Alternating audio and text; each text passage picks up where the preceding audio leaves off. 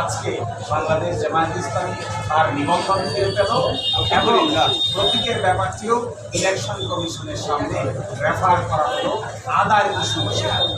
এই জন্য আমরা মামলার শর্ট অর্ডার চেয়েছি। আমরা আশা করি আগামীকালকের মধ্যেই মামলার সংক্ষিপ্ত আদেশ আমরা হাতে পাবো। এই সংক্ষিপ্ত আদেশ আমরা ইলেকশন কমিশনের কাছে খোঁজ করব। বাকিতে ইলেকশন কমিশন আইন অনুযায়ী অধিকৃত জামাতের নিবন্ধন এবং জামাতের বুঝিয়ে দিবেন, এটা আমরা প্রত্যাশা করি।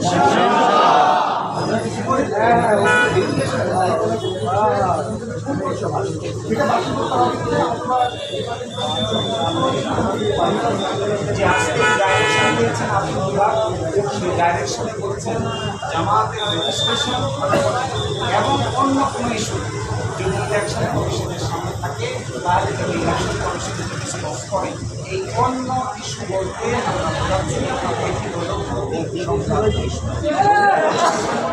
ইলেকশন কমিশন নিবন্ধনের ইস্যু নিষ্পত্তি করবে, এটির সাথে অন্য ইস্যু হিসেবে দাঁড়ি করার প্রতীকের ব্যাপারে নিষ্পত্তি। শিশির ভাই একটা বিষয়, যদি প্রতীক নিয়ে আমরা প্রত্যাশা করি বাংলাদেশ সুপ্রিম কোর্টের সর্বোচ্চ আদালতের রায় কখন প্রশাসনিক দিয়েছেন এই জন্য আমরা রায়ের এখানে আসেন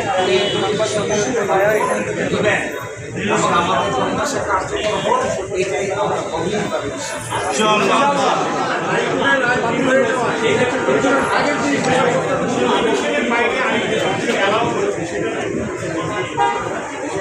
বাইরে আরেকটি কৃষি যে অ্যালাউ করেছে এটার বিষয়ে কাটাচ্ছে, এটা আজকে কোনো বড় ইস্যু নয়, সেই জন্য এটা করা না করছে। জামাত ইসলামের পক্ষ থেকে দেওয়া হবে সময় মতো, আপাতত করছেন না। আপনাদের সবাইকে অসংখ্য ধন্যবাদ।